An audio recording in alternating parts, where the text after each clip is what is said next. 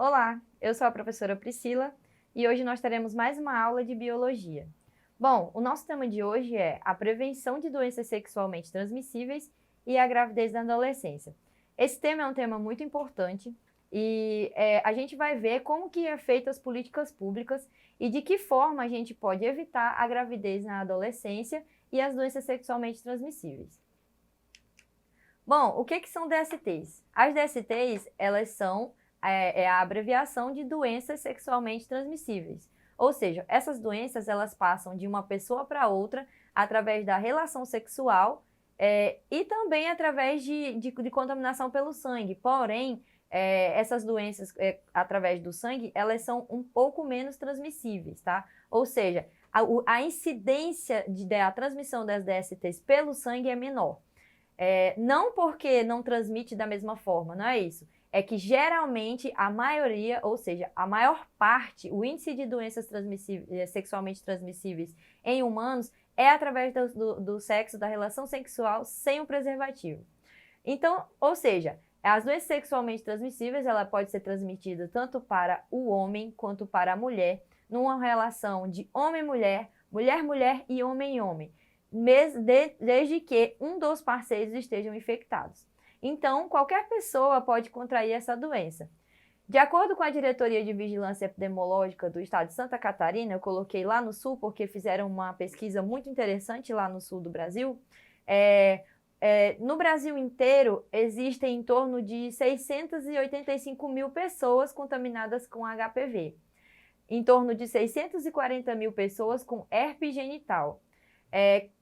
Mais de 1 milhão de pessoas, né, ou seja, quase 2 milhões de pessoas com clamídia, 1 milhão e 500 mil pessoas com gonorreia, sífilis, quase 1 milhão de pessoas, e AIDS em torno de 38 mil pessoas, né? Então, ou seja, essas doenças, elas são perigosas, né? Elas podem levar à morte, elas podem debilitar a pessoa que contraiu essa doença. Bom, então, o que são ISTs? Qual é a diferença de IST para DST? Pessoal, ISTs e DSTs são a mesma coisa. ISTs são infecções sexualmente transmissíveis. Ou seja, essas infecções sexualmente transmissíveis são as mesmas DSTs, as doenças sexualmente transmissíveis. Porém, em 2016, o Ministério da Saúde ele deu uma nova nomenclatura para essas DSTs e as classificou como infecções sexualmente transmissíveis. Essas ISTs, elas são causadas por mais de 30 agentes etiológicos, ou seja, por mais de 30 agentes que causam doenças, como, por exemplo, vírus, bactérias, fungos, protozoários, dentre outros.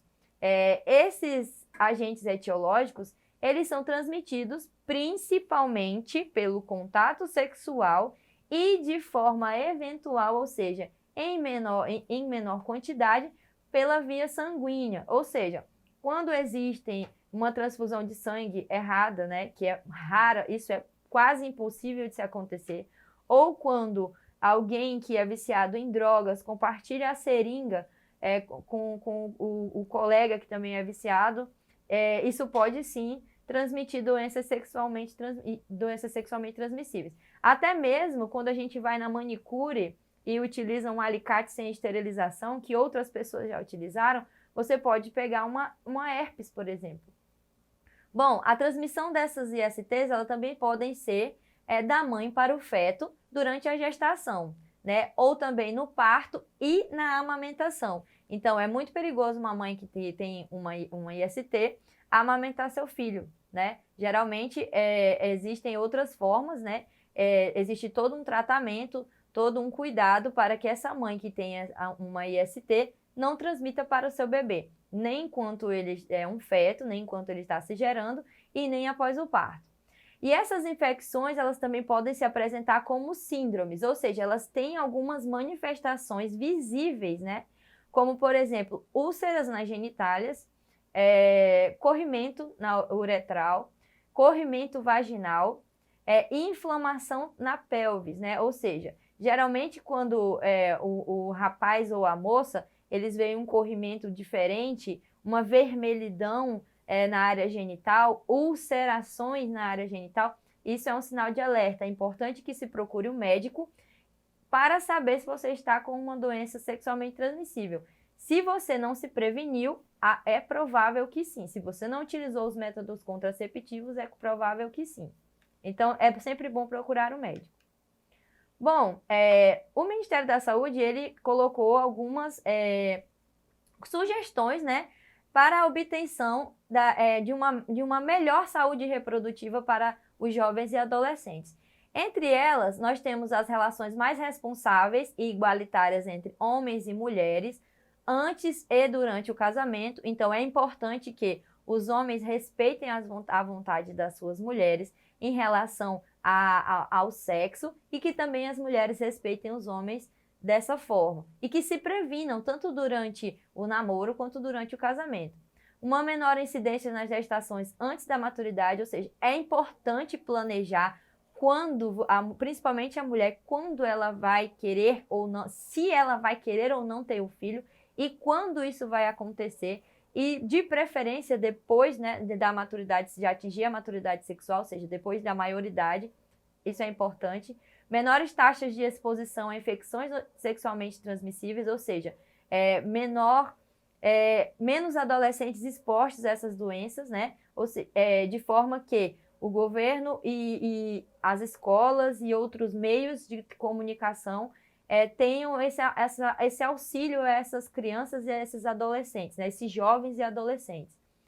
Maior disponibilidade a acesso de serviços que promovam a saúde reprodutiva de adolescentes e saúde materno-infantil, ou seja, a saúde daquelas adolescentes que tiveram filhos muito jovens, e também a saúde reprodutiva, para que ela futuramente não venha até fazer isso outra vez, né? Ter outros filhos de forma não planejada. E a melhoria nos status das mulheres, para que elas entendam que elas podem ser mulheres trabalhadoras, elas podem planejar sua família, elas podem ser mães, elas podem ser o que elas quiserem, porém de uma forma planejada. E isso, o governo tem promovido políticas públicas, né, que vão refletir na melhoria e de forma a atender melhor a necessidade da saúde desses adolescentes. Principalmente os jovens, né, e adolescentes, enfatizando na saúde deles, na saúde reprodutiva deles.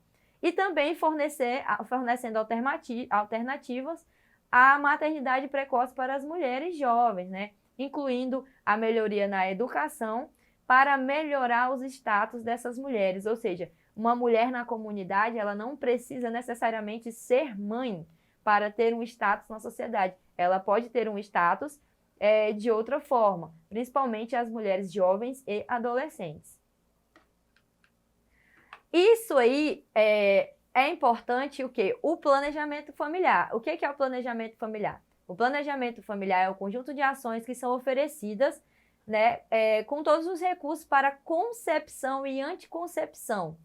E esse planejamento familiar, ele deve ser cientificamente aceito e não colocar em risco a saúde, né, ou a vida das pessoas. E também garantir a liberdade de escolha, né? O planejamento familiar, então, ele é apenas uma orientação, né, educativa, preventiva, para garantir o acesso igualitário de informações e métodos de concepção e anticoncepção, ok? É um direito do cidadão brasileiro assegurado pela Constituição Federal desde 1996, e esse auxílio à concepção, ele vem de várias formas, né? Uma delas é disponibilizar e incentivar a avaliação anticoncepcional, e também identificar os fatores de risco, né, de possíveis doenças que possam alterar essa evolução normal de uma futura gestação. Então, a concepção e a anticoncepção é um direito garantido de nós, seres humanos.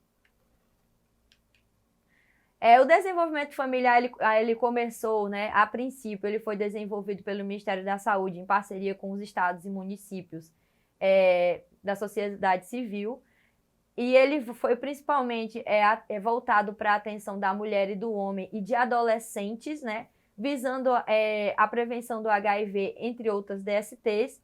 No século XX, essa política ela foi melhorada, voltada para o ciclo gravídico perpetual, ou seja, na gravidez e após gravidez. década de 60 começaram a existir entidades de caráter privativo voltadas para o controle de natalidade. E na década de 80, o Ministério da Saúde começou a enfocar políticas públicas voltadas à saúde da mulher e também a ações voltadas para a equidade, né, entre homem e mulher, em uma abordagem global, e principalmente voltada para a saúde da mulher em todas as fases do seu ciclo vital. Depois dos anos 80, começou a existir a distribuição contínua dos métodos anticoncepcionais pelo Ministério da Saúde de forma gratuita. Nos anos 90, esses medicamentos começaram a ser adquiridos, né, de forma gratuita nos postos de saúde. A partir de 97, houve uma descentralização dos recursos federais e houve uma assistência farmacêutica. Então, pessoas que tinham contraído AIDS ou que tinham tido relações sexuais sem prevenção, elas tinham acesso a esses fármacos. E a partir do ano de 2002, começou uma demanda maior pelos métodos contraceptivos.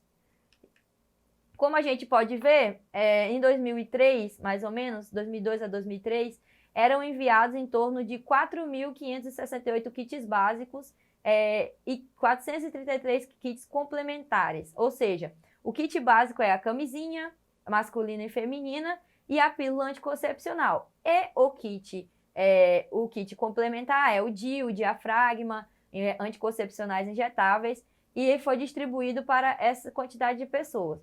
Hoje, né, em 2019, apenas 9 capitais do Brasil conseguem distribuir todo esse kit para a sua população. Nós, em Rio Branco, estão disponíveis apenas o kit básico. E o governo, hoje em dia, né, atualmente, ele tem feito o quê? Ele tem disponibilizado manuais e cartilhas, feito ações preventivas e educativas e tem também distribuído métodos contraceptivos, né, e métodos também que ajudem a mulher a ter o seu filho, e também tem ajudado, né, tem amparado as mulheres vítimas de violência sexual. Bom, então o planejamento familiar, ele ajuda ao adolescente, né, ao quê? Ajuda a que ele se previna de uma gravidez indesejada e precoce, as DSTs, possibilitam oportunidades maiores de educação e trabalho, a prevenção de abortos, entre outros. Bom, no nosso Exercitando, nós temos uma questão bem interessante. Os métodos contraceptivos garantem a proteção contra uma gravidez indesejada. Apesar de prevenir a gravidez, eles normalmente não garantem a proteção contra as DSTs ou ISTs. Marque a alternativa que indica corretamente o nome de um método contraceptivo que garante as ISTs. Vamos lá, pessoal? Bom, a camisinha é o principal método contraceptivo que é capaz de prevenir as ISTs. O coito interrompido, o diafragma, a pílula do dia seguinte e o DIU, eles não são capazes de proteger a pessoa das ISTs. Agora que você já conhece o tema, treine sua casa, procure realizar as atividades que serão propostas pelo seu professor e acesse a plataforma Eduque. Obrigada!